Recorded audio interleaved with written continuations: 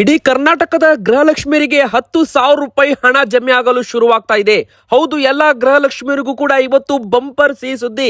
ಮೊದಲು ಎಷ್ಟು ಜಮೆ ಆಗುತ್ತೆ ಅದರ ಬಗ್ಗೆನೂ ಕೂಡ ಅಪ್ಡೇಟ್ ನೋಡ್ತಾ ಹೋಗೋಣ. ಇಂಥವರಿಗೆ ಇನ್ಮುಂದೆ ಹಣ ಬರೋದಿಲ್ಲ. ಹೌದು, ಅದು ಯಾರಿಗೆ ಅಂತಾನೂ ಕೂಡ ವಿಡಿಯೋದಲ್ಲಿ ನೋಡ್ತಾ ಹೋಗೋಣ. ಇನ್ನು ವೀಕ್ಷಕರೇ, ರೇಷನ್ ಕಾರ್ಡ್ ಇದ್ದವ್ರಿಗೆ ದೊಡ್ಡ ಬ್ರೇಕಿಂಗ್ ನ್ಯೂಸ್.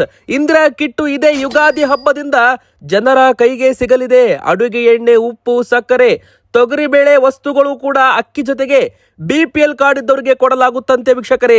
ಇನ್ನು ಇಂಥವರ ಕಾರ್ಡುಗಳು ಎಲ್ಲ ಕೂಡ ಬಂದ್ ಆಗ್ತಾ ಇದೆ. ಯಾರದೆಲ್ಲ ಕಾರ್ಡು ಬಂದ್ ಆಗುತ್ತೆ ನೋಡ್ತಾ ಹೋಗೋಣ. ಇನ್ನು ವೀಕ್ಷಕರೇ, ಇದೇ ಒಂದು ಮಾರ್ಚ್ ತಿಂಗಳಲ್ಲಿ ಕರ್ನಾಟಕ ಸರ್ಕಾರದ ಬಜೆಟ್ ಮಂಡನೆ ಆಗಲಿದೆ. ಹೌದು, ಮುಖ್ಯಮಂತ್ರಿ ಸಿದ್ದರಾಮಯ್ಯನವರು ಬಜೆಟ್ ಅನ್ನ ಮಂಡನೆ ಮಾಡಲಿದ್ದಾರೆ. ಯಾರಿಗೆಲ್ಲ ಗುಡ್ ನ್ಯೂಸ್ ಸಿಗುತ್ತೆ ನೋಡೋಣ ಬನ್ನಿ. ಅದೇ ತರ ಮತ್ತೆ ಕರ್ನಾಟಕದಲ್ಲಿ ಭಾರಿ ಚಳಿ ಅಂದ್ರೆ ಭಯಂಕರ ಚಳಿ ಅಂತಾನೆ ಹೇಳ್ಬೋದು. ಈ 12 ಜಿಲ್ಲೆಗಳಿಗೆ ಮತ್ತೆ ಅಲರ್ಟ್ ಅನ್ನ ಕೊಡಲಾಗಿದೆ. ಈ ಜಿಲ್ಲೆ ಜನರು ಮನೆಯಿಂದ ಹೊರಗಡೆ ಬರೋ ಮುಂಚೆ ವಿಡಿಯೋ ಪೂರ್ತಿಯಾಗಿ ನೋಡಿ. ಯಾವೆಲ್ಲ ಜಿಲ್ಲೆಗಳಲ್ಲಿ ಭಾರಿ ಚಳಿ ಬೀಳಲಿದೆ, ಯಾವ ಜಿಲ್ಲೆಗಳಿಗೆ ಅಲರ್ಟ್ ಕೊಡಲಾಗಿದೆ ನೋಡ್ತಾ ಹೋಗೋಣ. ಒಂದು ಕಡೆಗೆ ಕರ್ನಾಟಕದ ಬಜೆಟ್ ಮಾರ್ಚ್ ತಿಂಗಳಲ್ಲಿ ಅಂದ್ರೆ ಕೇಂದ್ರ ಸರ್ಕಾರದ ಬಜೆಟ್ ಇದೆ. ಫೆಬ್ರವರಿ 1ನೇ ತಾರೀಕಿಗೆ ಕೇಂದ್ರದ ಬಜೆಟ್ ಕೂಡ ಮಂಡನೆ ಆಗ್ತಾ ಇದೆ. ಮೋದಿ ಸರ್ಕಾರದ ಬಜೆಟ್ ನಿರ್ಮಲಾ ಸೀತಾರಾಮನ್ ಅವರು ಮಂಡನೆ ಮಾಡಲಿದ್ದಾರೆ. ಈ ಒಂದು ಬಜೆಟ್ ನಲ್ಲಿ ಯಾರಿಗೆಲ್ಲ ಗುಡ್ ನ್ಯೂಸ್ ಸಿಗುತ್ತೆ, ಬ್ಯಾಡ್ ನ್ಯೂಸ್ ಸಿಗುತ್ತೆ ಅದು ಕೂಡ ನೋಡೋಣ. ಇನ್ನು ವೀಕ್ಷಕರೇ, ಕೊನೆಯದಾಗಿ ಬಂಗಾರದ ಬೆಲೆ ಭಾರಿ ಒಂದು ಏರಿಕೆ ಆಗಿದ್ರು ಕೂಡ ಆಭರಣ ಪ್ರಿಯರಿಗೆ ಒಂದು ಸಿಹಿ ಸುದ್ದಿ ಕೂಡ ಸದ್ಯಕ್ಕೆ ಬರ್ತಾ ಇರುವಂತದ್ದು, ಅದು ಕೂಡ ನೋಡೋಣ. ನೀವಿನ್ನೂ ಕೂಡ ವಿಡಿಯೋಗೆ ಲೈಕ್ ಮಾಡಿಲ್ಲ ಅಂದ್ರೆ ಈ ವಿಡಿಯೋಗೆ ಬೇಗನೆ ಲೈಕ್ ಮಾಡಿ. ಹಾಗೆ ಕಮೆಂಟ್ ಬಾಕ್ಸ್ ಅಲ್ಲಿ ನಿಮ್ಮ ಒಂದು ಊರಿನ ಹೆಸರನ್ನ ಕಮೆಂಟ್ ಮಾಡೋದ್ರ ಜೊತೆಗೆ ನಿಮಗೂ ಕೂಡ ಸೆಪ್ಟೆಂಬರ್ ತಿಂಗಳ ಕಂತು ಹಣ ಬಂತ, 24ನೇ ಕಂತು ಹಣ ನಿಮಗೂ ಕೂಡ ಬಂತ, ಎಸ್ ಆರ್ ನೋ ಎಂಬುದರ ಮೂಲಕ ನೀವು ಕಮೆಂಟ್ ಮಾಡಿ. ಹಾಗೆ ನಮ್ಮ ಚಾನಲ್ಗೆ ನೀವು ಸಬ್ಸ್ಕ್ರೈಬ್ ಆಗಿಲ್ಲ ಅಂದ್ರೆ ಬೇಗನೆ ಸಬ್ಸ್ಕ್ರೈಬ್ ಕೂಡ ಮಾಡಿ. ಹೌದು ವೀಕ್ಷಕರೇ, ಸದ್ಯಕ್ಕೆ ಎಲ್ಲಾ ಗೃಹಲಕ್ಷ್ಮಿಯರಿಗೂ ಕೂಡ ಒಂದು ಸಿಹಿ ಸುದ್ದಿ ಕೂಡ ಬಂದಿದೆ. 10,000 ರೂಪಾಯಿ ಹಣ ಜಮೆ ಬಗ್ಗೆ ದೊಡ್ಡ ಬ್ರೇಕಿಂಗ್ ನ್ಯೂಸ್ ಅಂತಾನೆ ಹೇಳ್ಬಹುದು. ವೀಕ್ಷಕರೇ, ಇಲ್ಲಿ ಗೃಹಲಕ್ಷ್ಮಿಯರಿಗೆ ಈಗಾಗಲೇ ಹಣ ಹಾಕೋದಕ್ಕೆ ಸರ್ಕಾರ ನಿರ್ಧಾರ ಮಾಡಿದ್ದು, ಮೊದಲಿಗೆ 4,000 ರೂಪಾಯಿಯನ್ನ ಜಮೆ ಮಾಡಲಾಗುತ್ತಂತೆ. ಅಂದ್ರೆ ಒಟ್ಟು 5 ಕಂತು ಬಾಕಿ ಇದೆ ಅಂತ ಗೃಹಲಕ್ಷ್ಮಿಯರು ಮತ್ತು ವಿರೋಧ ಪಕ್ಷದವರು ಸರ್ಕಾರಕ್ಕೆ ಒಂದು ಮಾಹಿತಿಯನ್ನ ರವಾನೆ ಮಾಡಿರುವಂತದ್ದು. ಹೌದು, ಹೋದ ವರ್ಷ ಅಂದ್ರೆ 2025ರ ಫೆಬ್ರವರಿ ಹಾಗೂ ಮಾರ್ಚ್ ತಿಂಗಳ 2 ಕಂತು 4,000 ರೂಪಾಯಿ ಹಣ ಗೃಹಲಕ್ಷ್ಮಿಯರ ಅಕೌಂಟ್ಗೆ ಜಮೆ ಮಾಡೇ ಇಲ್ಲ ಸರ್ಕಾರ. ಹೌದು, ಇದು ಕೂಡ ಸಚಿವ ಲಕ್ಷ್ಮೀ ಹೆಬ್ಬಾಳ್ಕರ್ ಮೇಡಮ್ ಅವರು ಒಪ್ಪಿಕೊಂಡಿದ್ದಾರೆ. ಜಮೆ ಆಗಿಲ್ಲ, ತಾಂತ್ರಿಕ ದೋಷದಿಂದಾಗಿ ಹಣ ಖಜಾನೆಯಲ್ಲೇ ಇದೆ, ಅದು ಗೃಹಲಕ್ಷ್ಮಿಯರ ಅಕೌಂಟ್ಗೆ ಹೋಗಿಲ್ಲ. ಅದನ್ನ ಬಿಡುಗಡೆ ಮಾಡಲು ಸೂಚನೆ ಕೊಡಲಾಗಿದೆ. ಹೌದು, ಸದ್ಯಕ್ಕೆ ಬಂದಿರೋ ದೊಡ್ಡ ಬ್ರೇಕಿಂಗ್ ನ್ಯೂಸ್. ಇದೇ 30ನೇ ತಾರೀಕಿನ ಒಳಗೆ ಗೃಹಲಕ್ಷ್ಮಿಯರ ಅಕೌಂಟ್ಗೆ ಹಣವನ್ನ ಬರುತ್ತೆ ಅಂತಾನೂ ಕೂಡ ಇಲ್ಲಿ ಹೇಳಲಾಗ್ತಾ ಇದೆ. ಕೂಡಲೇ ಹಣ ಬಿಡುಗಡೆ ಮಾಡುವಂತೆ ಫೈನಾನ್ಸ್ ಡಿಪಾರ್ಟ್ಮೆಂಟ್ಗೆ ಒಂದು ಮಾಹಿತಿ ಕೂಡ ರವಾನೆ ಸೂಚನೆ ಕೂಡ ಕೊಡಲಾಗಿದೆ. ಹಣ ಬಿಡುಗಡೆ ಆದರೆ ತಕ್ಷಣವೇ ಗೃಹಲಕ್ಷ್ಮಿಯರ ಅಕೌಂಟ್ಗೆ ಜಮೆ ಮಾಡ್ತೀವಿ ಅಂತಾನೂ ಕೂಡ ಒಂದು ಹೇಳಿಕೆಯನ್ನ ಕೊಟ್ಟಿರುವಂತದ್ದು ವೀಕ್ಷಕರೇ. ಇನ್ನು ಎರಡನೇದಾಗಿ ಗೃಹಲಕ್ಷ್ಮಿಯರಿಗೆ ಮಾತ್ರ ಅಲ್ಲ, BPL ಕಾರ್ಡ್ ಇದ್ದ ಗೃಹಲಕ್ಷ್ಮಿಯರಿಗೂ ಕೂಡ ಒಂದು ಶಾಕಿಂಗ್ ನ್ಯೂಸ್ ಕೂಡ ಬಂದಿದೆ. ಹೌದು, BPL ಕಾರ್ಡ್ ರದ್ದಾಗ್ತಾ ಇದೆ. ಕೆಲವೊಂದು ಕುಟುಂಬದಲ್ಲಿ BPL ಕಾರ್ಡ್ APL ಕಾರ್ಡ್ ಆಗಿ ಕನ್ವರ್ಟ್ ಆಗ್ತಾ ಇದೆ. ನಮ್ಮ ಕರ್ನಾಟಕದಲ್ಲಿ ಒಟ್ಟು 7 ಲಕ್ಷ ಜನರು BPL ಕಾರ್ಡ್ ಕಳೆದುಕೊಂಡಿದ್ದಾರೆ. ಅದರಲ್ಲಿ ಲಿಂಕ್ ಇದ್ದ ಒಂದು ಗೃಹಲಕ್ಷ್ಮಿ ಯೋಜನೆಯೂ ಕೂಡ ಬಂದ್ ಆಗಲಿದೆ ಅಂತೆ. ಯಾವ ತರ ಯಾರ ಅಕೌಂಟ್ಗೆ ಹಣ ಇನ್ ಮುಂದೆ ಬರೋದಿಲ್ಲ ಅಂದ್ರೆ, ಯಾರದೆಲ್ಲ BPL ಕಾರ್ಡ್ ರದ್ದಾಗಿದೆ ನೋಡಿ ಅವರಿಗೆ ಹಣ ಬರಲ್ಲ ಅಂತ ಅಲ್ಲ. ಯಾವ ಒಂದು ಅಕೌಂಟ್ BPL ಕಾರ್ಡ್ ಎದಕ್ಕೆ ರದ್ದಾಗಿದೆ, ಮಾನದಂಡಗಳನ್ನ ಚೆಕ್ ಮಾಡಿದಾಗ ಗೊತ್ತಾಗುತ್ತೆ ನೋಡಿ. ಇನ್ಕಮ್ ಟ್ಯಾಕ್ಸ್ ತೆರಿಗೆ ಪಾವತಿ ಮಾಡ್ತಾ ಇದ್ದವರ ಮತ್ತು GST ಅಕೌಂಟ್ ಅಥವಾ ರಿಟರ್ನ್ಸ್ ಮಾಡ್ತಾ ಇದ್ದವರ BPL ಕಾರ್ಡ್ ರದ್ದಾಗಿದ್ರೆ ಅಂತವರ ಮಾತ್ರ ಲಿಂಕ್ ಇರುವ ಗೃಹಲಕ್ಷ್ಮಿ ಹಣ ಬಂದಾಗುತ್ತೆ. ಎದಕ್ಕಂದ್ರೆ ಗೃಹಲಕ್ಷ್ಮಿ ಯೋಜನೆಗೆ ಅರ್ಹತಾ ಮಾನದಂಡಗಳಿದ್ದಾವೆ. ಗೃಹಲಕ್ಷ್ಮಿ ಯೋಜನೆ ಅಡಿಯಲ್ಲಿ BPL ಕಾರ್ಡ್ ಇರಲಿ, APL ಕಾರ್ಡ್ ಇರಲಿ, ಅಂತ್ಯೋದಯ ಕಾರ್ಡ್ ಇರಲಿ, ಯಾವುದೇ ಕಾರ್ಡ್ ಇದ್ರೂ ಕೂಡ ಹಣ ಬರುತ್ತೆ. ಆದ್ರೆ 2 ನಿಯಮಗಳನ್ನ ಪಾಲನೆ ಮಾಡಬೇಕು ಅಂತ ಹೇಳಲಾಗಿತ್ತು. ಆ 2 ನಿಯಮಗಳು ಏನಪ್ಪಾ ಅಂದ್ರೆ, ಇನ್ಕಮ್ ಟ್ಯಾಕ್ಸ್ ತೆರಿಗೆ ಪಾವತಿದಾರರಾಗಿರಬಾರ್ದು, ಎರಡನೇದಾಗಿ GST ಅಕೌಂಟ್ ಅಥವಾ GST ರಿಟರ್ನ್ಸ್ ಅನ್ನ ಮಾಡ್ತಿರಬಾರ್ದು ಅಂತ ಹೇಳಲಾಗಿತ್ತು. ಯಾರೆಲ್ಲ BPL ಕಾರ್ಡು ಈ ಕಾರಣಕ್ಕಾಗಿ ರದ್ದಾಗಿದೆ ನೋಡಿ, ಅವರ ಗೃಹಲಕ್ಷ್ಮಿ ಯೋಜನೆಯು ಕೂಡ ಬಂದಾಗಲಿದೆ. ಇನ್ನು ಎರಡನೇದಾಗಿ ನಮ್ಮ ಒಂದು BPL ಕಾರ್ಡ್ ಇದ್ದ ಕುಟುಂಬಗಳಿಗೂ ಕೂಡ ಸಿಹಿ ಸುದ್ದಿ ಬಂದಿದೆ. ಅಡುಗೆ ಎಣ್ಣೆ, ಉಪ್ಪು, ಸಕ್ಕರೆ, ತೊಗರಿ ಬೇಳೆ ಕೊಡಲಾಗ್ತಾ ಇದೆ. ಇದನ್ನ ಯಾವಾಗಲಿಂದ ವಿತರಣೆ ಮಾಡ್ತಾರೆ, ಅನ್ನಭಾಗ್ಯ ಫಲಾನುಭವಿಗಳಿಗೆ ಇನ್ ಮುಂದೆ 10 kg ಅಕ್ಕಿಯನ್ನ ವಿತರಣೆ ಮಾಡೋ ಬದಲಾಗಿ 5 kg ಅಕ್ಕಿ ಮಾತ್ರ ವಿತರಣೆ ಮಾಡಿ, 5 kg ಅಕ್ಕಿ ಬದಲಾಗಿ ಇಂದಿರಾ ಕಿಟ್ ಅನ್ನ ವಿತರಣೆ ಮಾಡಲು ಸರ್ಕಾರ ಘೋಷಣೆ ಮಾಡಿದ್ದು ನಿಮಗೆಲ್ಲ ಗೊತ್ತೇ ಇದೆ ವೀಕ್ಷಕರೇ. ಈಗ ನಮ್ಮ ಒಂದು ಕರ್ನಾಟಕದಲ್ಲಿ ಇಂದಿರಾ ಕಿಟ್ ಜನರ ಕೈಗೆ ಯಾವಾಗ ಬರುತ್ತೆ? ಈ ಒಂದು ಯೋಜನೆ ನಾವು ಹೇಳ್ತಾ ಇದ್ದೀವಿ 3 ರಿಂದ 4 ತಿಂಗಳಾಯ್ತು, ಇನ್ನೂ ಕೂಡ ಜನರ ಕೈಗೆ ಇಂದಿರಾ ಕಿಟ್ ಸಿಗ್ತಾ ಇಲ್ಲ. ಅಡುಗೆ ಎಣ್ಣೆ, ಸಕ್ಕರೆ, ತೊಗರಿಬೇಳೆ, ಉಪ್ಪು ಸಿಗ್ತಾ ಇಲ್ಲ. ಇದು ಯಾವಾಗಲಿಂದ ಸಿಗುತ್ತೆ? ಇದೇ ಒಂದು ಮಾರ್ಚ್ 19ನೇ ತಾರೀಕಿನ ಒಳಗೆ ಯುಗಾದಿ ಹಬ್ಬದ ವೇಳೆಗೆ ಜನರ ಕೈಗೆ ಈ ಒಂದು ಇಂದಿರಾ ಕಿಟ್ ಸೇರಲಿದೆ ಅಂತೆ. ಅಂದ್ರೆ ಮಾರ್ಚ್ 10ನೇ ತಾರೀಕಿನ ಒಳಗಡೆ ನಿಮಗೆ 100% ಅಕ್ಕಿ ಜೊತೆಗೆ ಅಡುಗೆ ಎಣ್ಣೆ, ಉಪ್ಪು, ಸಕ್ಕರೆ, ತೊಗರಿ ಬೇಳೆ ಸಿಗಲಿದೆ ಅಂತಾನೆ ಹೇಳ್ಬಹುದು. ಇನ್ನು ಎರಡನೇದಾಗಿ ತೊಗರಿ ಬೇಳೆ ಹೆಚ್ಚುವರಿಯಾಗಿ ವಿತರಣೆ ಮಾಡಲಾಗುತ್ತೆ. ಹೆಸರು ಕಾಳು ಕೊಡೋ ಬದಲಾಗಿ ತೊಗರಿ ಬೇಳೆಯನ್ನೇ ವಿತರಣೆ ಮಾಡಲಾಗುತ್ತೆ ಅಂತ ಘೋಷಣೆ ಮಾಡಲಾಗಿದೆ. 1 ರಿಂದ 2 ಸದಸ್ಯರಿದ್ದರೆ ಕುಟುಂಬಕ್ಕೆ, ಅಂತ ಕುಟುಂಬಕ್ಕೆ 500 ಗ್ರಾಂ ಅಂದ್ರೆ ಅರ್ಧ ಕೆಜಿ ತೊಗರಿ ಬೇಳೆ, ಅರ್ಧ ಲೀಟರ್ ಅಡುಗೆ ಎಣ್ಣೆ, ಅರ್ಧ ಕೆಜಿ ಸಕ್ಕರೆ, ಅರ್ಧ ಕೆಜಿ ಉಪ್ಪು, ಇನ್ನು ಅರ್ಧ ಕೆಜಿ ಹೆಸರು ಕಾಳಿನ ಬದಲಾಗಿ 250 ಗ್ರಾಂ ತೊಗರಿ ಬೇಳೆ ಹೆಚ್ಚುವರಿಯಾಗಿ ಕೊಡಲಾಗುತ್ತೆ. ಇನ್ನು 3 ರಿಂದ 4 ಜನರಿದ್ದರೆ ಅಂತ ಕುಟುಂಬಕ್ಕೆ 1 ಕೆಜಿ ತೊಗರಿ ಬೇಳೆ, 1 ಲೀಟರ್ ಅಡುಗೆ ಎಣ್ಣೆ, 1 ಕೆಜಿ ಸಕ್ಕರೆ, 1 ಕೆಜಿ ಉಪ್ಪು, ಹೆಚ್ಚುವರಿಯಾಗಿ ಅರ್ಧ ಕೆಜಿ ತೊಗರಿ ಬೇಳೆ ವಿತರಣೆ ಮಾಡಲಾಗುತ್ತೆ. ಇನ್ನು 5 ಅಥವಾ 6 ಜನರು ಅಥವಾ ಅದಕ್ಕಿಂತ ಜಾಸ್ತಿ ಇದ್ರೆ ಅಂತ ಕುಟುಂಬಕ್ಕೆ ಅರ್ಧ ಕೆಜಿ ಅಂತೆ 7.5 ಕೆಜಿ ಕಿಟ್ಟನ್ನ ಕೊಡಲಾಗುತ್ತೆ.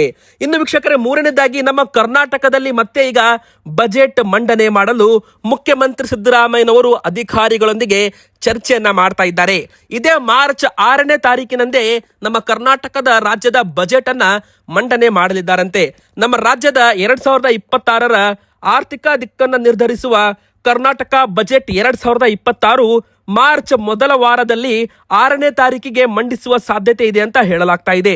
ಸರ್ಕಾರದ ಉನ್ನತ ಮಟ್ಟದ ಮೂಲಗಳ ಪ್ರಕಾರ ಮುಖ್ಯಮಂತ್ರಿ ಸಿದ್ದರಾಮಯ್ಯನವರು ಬಜೆಟ್ ದಿನಾಂಕ ಹಾಗೂ ಅಧಿವೇಶನ ಕುರಿತಂತೆ ಹಿರಿಯ ಅಧಿಕಾರಿಗಳೊಂದಿಗೆ ಈಗಾಗಲೇ ಚರ್ಚೆ ಮಾಡಲು ಪ್ರಾರಂಭ ಮಾಡಿದ್ದಾರೆ. ಗ್ಯಾರಂಟಿ ಯೋಜನೆಗಳಿಗೆ ಎಷ್ಟು ಹಣ ಮೀಸಲಿಡಬೇಕು ಇದರ ಬಗ್ಗೆ ಬಜೆಟ್ನಲ್ಲಿ ಚರ್ಚೆ ಕೂಡ ಮಾಡಲು ಸರ್ಕಾರ ತೀರ್ಮಾನ ಮಾಡಿದೆ. ಇನ್ನು ಮಾತ್ರವಲ್ಲದೆ ಈ ಒಂದು ಬಜೆಟ್ನ ಭಾಷಣದಲ್ಲಿ ಯೋಜನೆಗಳ ಬಗ್ಗೆ, ರೈತರಿಗೆ ಆಗಿರ್ಬೋದು, ಈ ತರ ಒಂದು ಹೊಸ ಯೋಜನೆಗಳ ಬಗ್ಗೆ ಆಗಿರ್ಬೋದು, ಎಲ್ಲವೂ ಕೂಡ ಈಗ ಚರ್ಚೆ ಮಾಡಲಾಗ್ತಾ ಇದೆ. ಬಜೆಟ್ ಪೂರ್ವಭಾವಿ ಸಭೆಯನ್ನು ಕೂಡ ಜನವರಿ ತಿಂಗಳು ಕೊನೆಯದರಲ್ಲಿ ಶುರು ಆಗುತ್ತೆ ಅಂತಾನೂ ಕೂಡ ಹೇಳಲಾಗ್ತಾ ಇದೆ. ನಂತರ ಫೆಬ್ರವರಿ 1ರ ತಾರೀಕಿಗೆ ಕೇಂದ್ರ ಸರ್ಕಾರದ ಬಜೆಟ್ ಕೂಡ ಇದೆ. ನಂತರ ಮಾರ್ಚ್ ತಿಂಗಳಲ್ಲಿ ನಮ್ಮ ಕರ್ನಾಟಕ ಸರ್ಕಾರದ ಬಜೆಟ್ ಕೂಡ ಇರುವಂತದ್ದು ವೀಕ್ಷಕರೇ. ಇನ್ನು ನಮ್ಮ ಕೇಂದ್ರ ಸರ್ಕಾರದ ಬಜೆಟ್, ಹೌದು, ಇದೇ ಫೆಬ್ರವರಿ 1ನೇ ತಾರೀಕು ಭಾನುವಾರ ಆಗಿದ್ರೂ ಕೂಡ ಕೇಂದ್ರ ಸರ್ಕಾರ ಆ ದಿನವೇ ಬಜೆಟ್ ಮಂಡನೆ ಮಾಡಲು ಮುಂದಾಗ್ತಾ ಇದೆ. ಈ ಒಂದು ಬಜೆಟ್ ನಲ್ಲಿ ಯಾರಿಗೆಲ್ಲ ಗುಡ್ ನ್ಯೂಸ್ ಸಿಗುತ್ತೆ, ಯಾರಿಗೆಲ್ಲ ಬ್ಯಾಡ್ ನ್ಯೂಸ್ ಸಿಗುತ್ತೆ ಅಂತ ಕಾದು ನೋಡಬೇಕು. ಆದ್ರೂ ಕೂಡ ಕೆಲವೊಂದು ಇನ್ಫಾರ್ಮೇಶನ್ ಈಗಾಗಲೇ ಬಂದಿರುವಂತದ್ದು. PM ಕಿಸಾನ್ ಸಮ್ಮಾನ್ ಯೋಜನೆ ಇದೆಯಲ್ಲ, ಆ ಒಂದು ಮೊತ್ತ 6,000 ರೂಪಾಯಿ ಇದ್ದದ್ದು 10,000 ರೂಪಾಯಿಗೆ ಏರಿಕೆ ಮಾಡುವ ಸಾಧ್ಯತೆ ಇದೆ ಅಂತಾನೂ ಕೂಡ ಇಲ್ಲಿ ಹೇಳಲಾಗಿದೆ.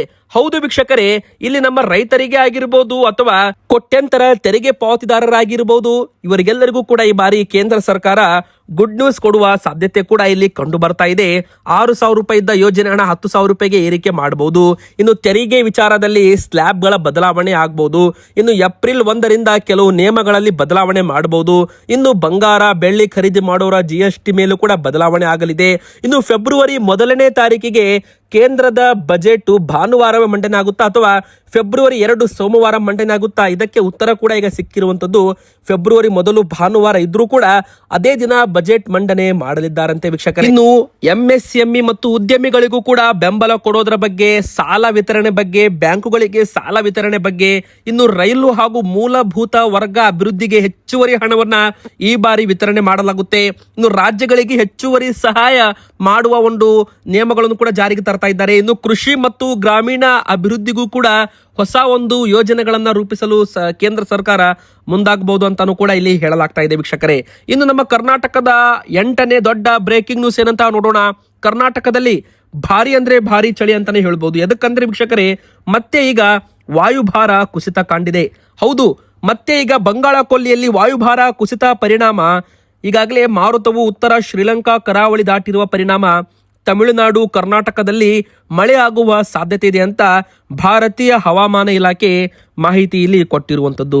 ಇನ್ನು ಯಾವೆಲ್ಲ ಜಿಲ್ಲೆಗಳಲ್ಲಿ ಭಾರಿ ಒಂದು ಚಳಿ ಉಂಟಾಗಲಿದೆ ಅಂತ ನೀವು ಕೇಳೋದಾದ್ರೆ, ಮೊದಲಿಗೆ 4 ಜಿಲ್ಲೆಗಳಿಗೆ ಯೆಲ್ಲೋ ಅಲರ್ಟ್ ಕೂಡ ಇಲ್ಲಿ ಕೊಡಲಾಗಿದೆ ವೀಕ್ಷಕರೇ. ಹೌದು, ಆ 4 ಜಿಲ್ಲೆಗಳು ಯಾವುದಪ್ಪ ಅಂದ್ರೆ ಬೀದರ್, ಕಲಬುರಗಿ, ಧಾರವಾಡ ಮತ್ತು ವಿಜಯಪುರ. ಈ ಜಿಲ್ಲೆಗಳಿಗೆ ಯೆಲ್ಲೋ ಅಲರ್ಟ್ ಅನ್ನ ಕೊಡಲಾಗಿದೆ. ಯಾಕಂದ್ರೆ ಈ ಭಾಗದಲ್ಲಿ ಕನಿಷ್ಠ ತಾಪಮಾನ ವಾಡಿಕೆಗಿಂತ ಕಡಿಮೆ ಆಗಲಿದೆ. ಹೀಗಾಗಿ ಜನರು ಎಚ್ಚರಿಕೆ ವಹಿಸಬೇಕು. ಆದಷ್ಟು ಬಿಸಿ ನೀರು ಸೇವನೆ ಮಾಡಬೇಕು. ಬೆಳಗಿನ ಜಾವ ನೀವೇನಾದ್ರೂ ವಾಕಿಂಗ್ ವ್ಯಾಯಾಮಕ್ಕೆ ಹೋಗ್ತಾ ಇದ್ರೆ ಎಚ್ಚರದಿಂದ ಇರಬೇಕು. ಶೀತ ಗಾಳಿ ಅಲರ್ಟ್ ಅಂತಾನೆ ಹೇಳ್ಬೋದು. ಚಿಕ್ಕ ಮಕ್ಕಳು ವಯಸ್ಸಾದವರಿದ್ದರೆ ಆದಷ್ಟು ಬೆಚ್ಚಗಿರಿ ಅಂತಾನೂ ಕೂಡ ಇಲ್ಲಿ ಹೇಳಲಾಗಿದೆ. ಬಿಸಿ ನೀರು ಸೇವನೆ ಮಾಡಿ. ಇನ್ನು ದಕ್ಷಿಣ ಒಳನಾಡಿನ ಕೆಲವು ಜಿಲ್ಲೆಗಳಲ್ಲೂ ಕೂಡ 2 ದಿನಗಳ ಹಗುರ ಮಳೆ ಆಗಲಿದೆ ಅಂತಾನೂ ಕೂಡ ಹೇಳಲಾಗಿದೆ ವೀಕ್ಷಕರೇ. ಇನ್ನು ಕೊನೆಯದಾಗಿ ಬನ್ನಿ ಈಗ ಬಂಗಾರ ಮತ್ತು ಬೆಳ್ಳಿ ಖರೀದಿ ಮಾಡೋರಿಗೆ ಒಂದು ಕಡೆಗೆ ಸಿಹಿ ಸುದ್ದಿ, ಒಂದು ಕಡೆಗೆ ಶಾಕಿಂಗ್ ಸುದ್ದಿ. ಮೊದಲಿಗೆ ಸಿಹಿ ಸುದ್ದಿ ಏನಂತ ನೀವು ಕೇಳೋದಾದ್ರೆ ಬೆಳ್ಳಿಗೂ ಕೂಡ ಇನ್ಮುಂದೆ ಹಾಲ್ ಮಾರ್ಕ್ ಬರುತ್ತೆ. ಎದಕ್ಕಂದ್ರೆ ಬೆಳ್ಳಿ ದರ ನೀವು ನೋಡಿರ್ಬೋದು 2,60,000 ರೂಪಾಯಿ ಗಡಿ ದಾಟಿದೆ ವೀಕ್ಷಕರೇ. ದಿನಕ್ಕೆ 11,000 ರೂಪಾಯಿ ಏರಿಕೆ ಆಗೋದ್ರ ಮೂಲಕ ಬೆಳ್ಳಿ ಸಾರ್ವಕಾಲಿಕ ದಾಖಲೆ ಮುರಿದಿದೆ ಅಂತಾನೆ ಹೇಳ್ಬೋದು. ಹೀಗಾಗಿ ಬೆಳ್ಳಿ ಖರೀದಿಯಲ್ಲಿ ಜನರಿಗೆ ಮೋಸ ಮಾಡಬಾರ್ದು ಅಂಗಡಿಗಾರರು ಅಂತ ಇಲ್ಲಿ ಬೆಳ್ಳಿಗೂ ಕೂಡ ಹಾಲ್ ಮಾರ್ಕ್ ಕಡ್ಡಾಯ ಮಾಡಲು ಕೇಂದ್ರ ಮುಂದಾಗ್ತಾ ಇದೆ. ಇನ್ನು ಎರಡನೇದಾಗಿ ಬಂಗಾರ ಖರೀದಿಯಲ್ಲೂ ಕೂಡ ತುಂಬಾ ಮೋಸಗಳು ನಡೀತಾವೆ ಎಂಬುದು ಎಲ್ಲರಿಗೂ ಕೂಡ ಗೊತ್ತೇ ಇದೆ ವೀಕ್ಷಕರೇ. 24 ಕ್ಯಾರೆಟ್ ಚಿನ್ನ ಖರೀದಿ ಮಾಡಿದರೆ ಮೋಸವಾಗಲ್ಲ, ಅದು ಗಟ್ಟಿ ಬಂಗಾರ ಆಗಿರುತ್ತೆ. ಆದರೆ ಯಾವಾಗ ನಾವು 18 ಕ್ಯಾರೆಟ್ ಚಿನ್ನ ಮಿಕ್ಸ್ ಆಭರಣಗಳನ್ನ ಖರೀದಿ ಮಾಡ್ತೀವಿ, ಅದರಲ್ಲಿ ಏನು ಮಿಕ್ಸ್ ಇರುತ್ತೆ, ಇದು ಬಂಗಾರನ ಅಥವಾ ಬಂಗಾರದಲ್ಲಿ ಏನಾದರೂ ಹೆಚ್ಚುವರಿ ಬೆಳ್ಳಿ ಮಿಶ್ರಣವಾಗಿದೆಯೋ ಅದು ಗೊತ್ತಾಗಲ್ಲ. ಇದಕ್ಕೋಸ್ಕರ ಹಾಲ್ ಮಾರ್ಕಿಂಗ್ ವ್ಯವಸ್ಥೆ ಕೇಂದ್ರ ಸರ್ಕಾರ ಜಾರಿಗೆ ತಂದಿದ್ದು ನಿಮಗೆ ಗೊತ್ತಿರಬಹುದು. ಈಗ 9 ಕ್ಯಾರೆಟ್ ಎಂಬುವ ಚಿನ್ನವೂ ಕೂಡ ಮಾರ್ಕೆಟ್ಗೆ ಬರ್ತಾ ಇದೆ. ಎದಕ್ಕಂದ್ರೆ ಕೈಗೆಟುಕುವ ದರದಲ್ಲಿ ಸಿಗಬೇಕು ಜನರಿಗೆ. ಈಗ 1,40,000 ರೂಪಾಯಿ ಗಡಿ ದಾಟಿದೆ ಬಂಗಾರ. ಇದು ಬಡವರು ಖರೀದಿ ಮಾಡೋದಕ್ಕೆ ಆಗೋದಿಲ್ಲ. ಹೀಗಾಗಿ ಈಗ 9 ಕ್ಯಾರೆಟ್ ಚಿನ್ನವೂ ಕೂಡ ಮಾರ್ಕೆಟ್ಗೆ ಬರ್ತಾ ಇದೆ. ಇದಕ್ಕೆ ಹಾಲ್ ಮಾರ್ಕಿಂಗ್ ಕಡ್ಡಾಯ ಮಾಡಲು ಕೇಂದ್ರ ಸರ್ಕಾರ ಮುಂದಾಗಿದ್ದು, ಹಾಲ್ ಮಾರ್ಕ್ ಇರುವ 9 ಕ್ಯಾರೆಟ್ ಚಿನ್ನ ತುಂಬಾನೇ ಕಡಿಮೆ ಬೆಲೆ, ಅಂದ್ರೆ 55,000 ರಿಂದ 60,000 ರೂಪಾಯಿಗೆ 1 ತೊಲೆ 10 ಗ್ರಾಮ್ ಸಿಗುತ್ತೆ. ಇನ್ನೊಂದು ಕಡೆಗೆ 24 ಕ್ಯಾರೆಟ್ ಚಿನ್ನ 1,40,000 ರೂಪಾಯಿ ಆಗಿದ್ರೆ ಈ ಒಂದು ಚಿನ್ನ ನಿಮಗೆ 9 ಕ್ಯಾರೆಟ್ ಚಿನ್ನ 60,000 ರೂಪಾಯಿ ಒಳಗೆ ಸಿಗಲಿದೆ. ಇವತ್ತಿಗೆ ಇಷ್ಟ ಆಗಿತ್ತು ವಿಡಿಯೋ. ಇಷ್ಟ ಆದ್ರೆ ವಿಡಿಯೋಗೆ ಲೈಕ್ ಮಾಡಿ, ನಮ್ಮ ಚಾನಲ್ಗೆ ಸಬ್ಸ್ಕ್ರೈಬ್ ಆಗಿ.